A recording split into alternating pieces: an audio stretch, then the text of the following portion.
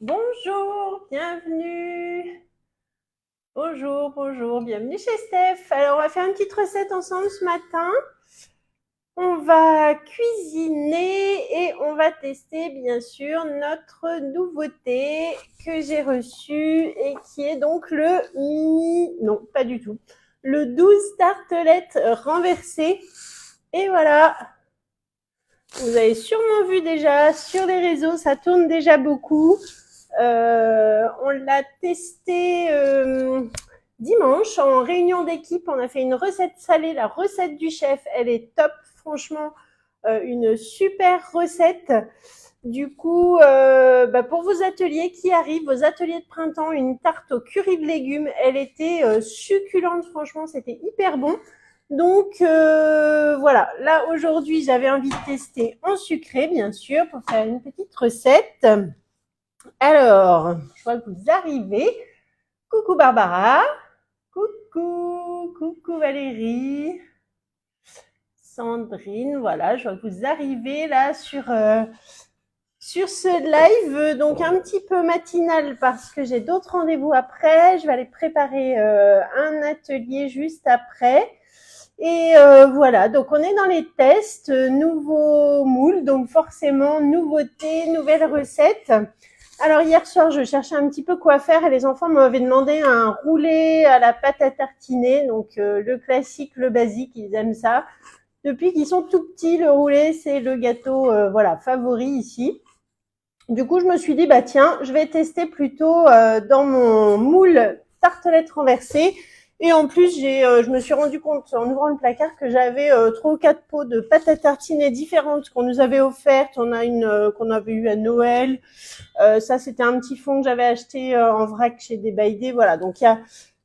Allez, j'ai dit on va tester tout ensemble. Donc je teste avec vous. J'ai pas vraiment de recette, si ce n'est une génoise et de la pâte à tartiner. Voilà, donc ça va être super rapide, super facile.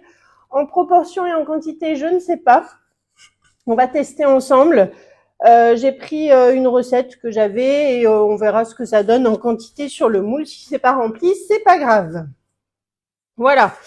Alors la génoise, moi souvent je la fais, je vous avoue, au robot, au iCooking, parce que il travaille tout seul et c'est assez facile. Mais après on me redit dans les commentaires, oui mais si on n'a pas de robot et si gna gna. Voilà, bon, je sais que vous êtes quand même maintenant nombreux à avoir un robot chez vous, mais on peut aussi faire bien sûr à la main et donc on y va. Donc là j'ai préchauffé le four à 180 degrés, je prends un grand cul de poule. Alors il fallait... Oui, c'est ça. Donc j'ai 4 œufs entiers. Voilà, donc là c'est une recette qui est assez simple et que je vais faire au batteur pour que ça mousse.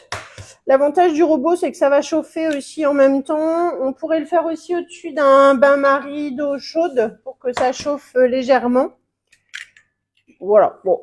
Après, vous choisissez la formule que vous voulez. L'important, c'est que ça soit bien aéré. Et parfois aussi, il y a des recettes de génoise qui sont avec des blancs neige, les blancs et jaunes séparés. C'est comme on veut. Donc là, j'ai mouillé mon moule, je l'ai rincé. Je vais juste au batteur mélanger mes œufs et mon sucre. Coucou Anita. Voilà. Donc je le fais pas en grande vitesse non plus. Hein. Là pour l'instant, je mélange juste mes œufs et je verse mon sucre. Alors j'ai 4 œufs et j'ai 100 grammes de sucre en poudre.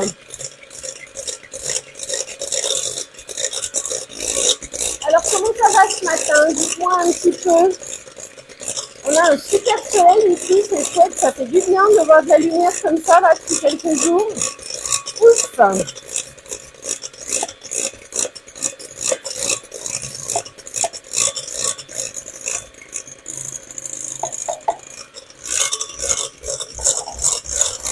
Voilà, donc là je bats bien pendant un petit moment. J'augmente la vitesse. Allez, à fond.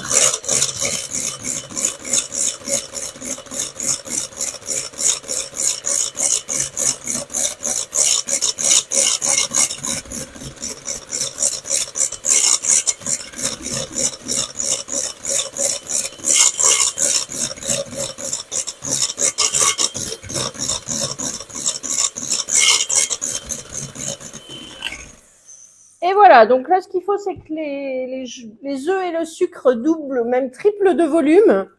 J'ajoute une petite pointe de vanille. Ça, c'est le petit côté gourmand avec la vanille liquide, la vanille de la boutique qui est super parfumée, que j'aime beaucoup. Et hop, voilà, on va refaire un petit tour de fouet.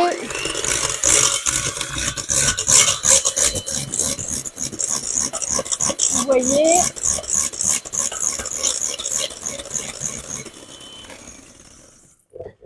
Alors là, ils sont bien mélangés, ils ont bien gonflé. Ensuite, dans mon pichet ici, j'ai 80 grammes de farine et j'ajoute 40... Non, c'est le contraire. Ah oui, je me suis trompée dans les proportions. En pesant, je me rends compte dans ma recette. Alors, on va rectifier. Hop. Il faut bien 80 grammes de farine. Ça, c'était bon, mais j'ai mis trop de maïzena. La maïzena, il en faut 40 grammes. Et je crois que j'en ai mis 80 aussi. Donc, on va revérifier. Ça, c'est, voilà, les aléas du direct. J'ai beau avoir préparé, vous voyez. Hop, voilà, 40 grammes. Effectivement, j'avais doublé. Donc, dans mon pichet verseur, je vais mélanger avec la cuillère magique la maïzena et la farine pour les tamiser ensemble. La cuillère magique, elle remplit très bien ce petit rôle. On a l'habitude de l'utiliser plus pour mélanger dans les culs de poule, les œufs, etc. Mais pensez-y, à chaque fois, j'ai votre retour en me disant « Ah, mais j'avais pas pensé à l'utiliser comme ça ». Et franchement, ça marche super bien, ça tamise bien. On fait ça dans le pichet qui est pas trop large, donc ça mélange bien. Voilà. Donc là, j'obtiens quelque chose qui est assez fin. Et je vais verser, donc maintenant, continuant de mélanger au fouet tout doucement dans les œufs et le sucre.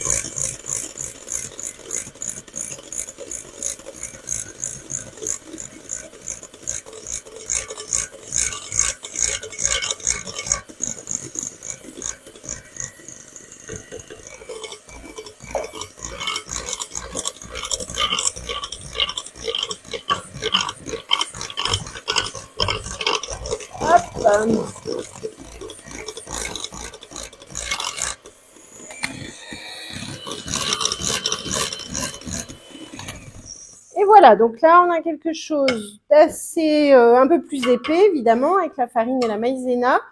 On va retirer ça sans en mettre partout. Hop. Voilà. Alors ensuite, petite astuce que je voulais aussi vous donner ce matin. Hop, on nettoie ça pour être sûr de ne pas en mettre partout. Et ça aussi. Voilà. Alors, mon moule 12 tartelettes renversées, c'est celui-là que je vais utiliser ce matin. C'est une nouveauté sur la boutique. Vous pouvez aller les voir, il est dispo. Il y en a déjà qui se sont équipés. Merci pour vos commandes.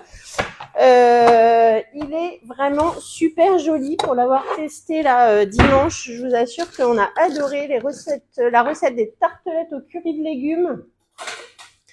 C'était trop bon pour le printemps qui arrive, là, l'été, avec tous nos petits légumes, ça va être chouette. Alors, la petite astuce que je voulais vous donner, je pense que vous avez déjà fait des roulés, notamment dans le tapis à génoise. Lorsque vous faites vos roulés, souvent au démoulage, vous avez une petite pellicule qui reste sur le moule, qui se détache en fait de votre préparation. Et du coup, souvent on me dit « Ah, ça colle, c'est bizarre dans les moules et tout ». Voilà, donc petite astuce de notre chef Laurent, c'est de mettre un petit peu de sucre au fond de l'empreinte. Voilà. Alors même, tiens, ça me fait penser… Attendez, je reviens.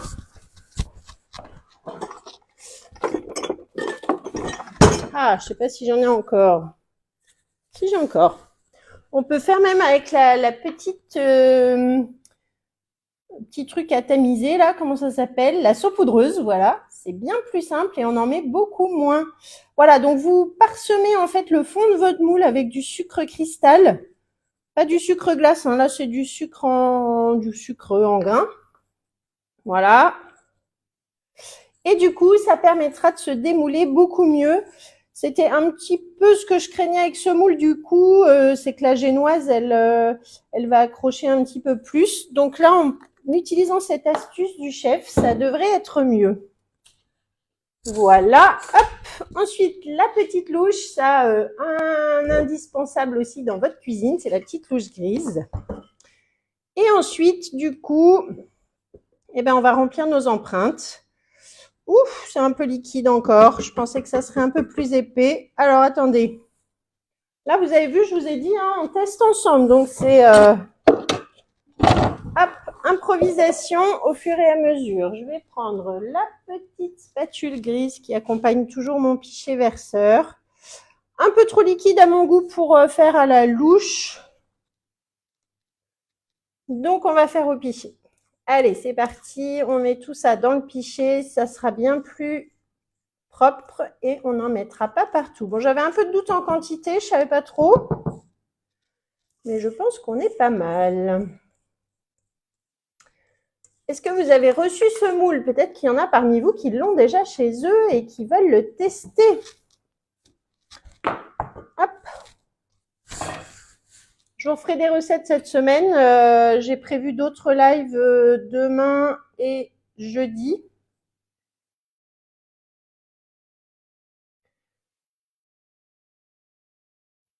Voilà.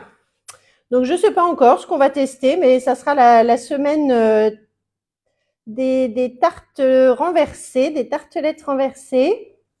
Vous savez que le grand moule, je l'ai beaucoup utilisé l'été dernier. Franchement, même à l'automne, en sucré, on a fait des tartes au citron, on a fait plein de tartes différentes. Et franchement, le grand moule tarte renversée, qu'est-ce qu'il a plu? Il a vraiment fait... Il a eu beaucoup de succès, fait beaucoup de jolies choses et on en fait toujours, hein, puisqu'on peut toujours l'utiliser. Mais voilà, en petit, c'est sympa aussi. Vous avez vu que du coup, ça permet de décliner aussi différents parfums. Là, par exemple, je vous disais que j'allais faire en profiter pour vider un petit peu mes pots de pâte à tartiner. Mais évidemment, avec tous nos nappages que l'on a sur la boutique et sur le catalogue, si vous les connaissez pas encore, testez-les. Les nappages, ils sont juste délicieux. Et voilà, du coup, pour garnir ce genre de moule, ça va être chouette. On a praliné, pistache, chocolat, gianduja, on a framboise. Il est hyper bon, le dernier, là, le framboise. Alors là, c'est une tuerie. Et ben voilà, pile poil pour les proportions. Donc là, c'est super. On tapote,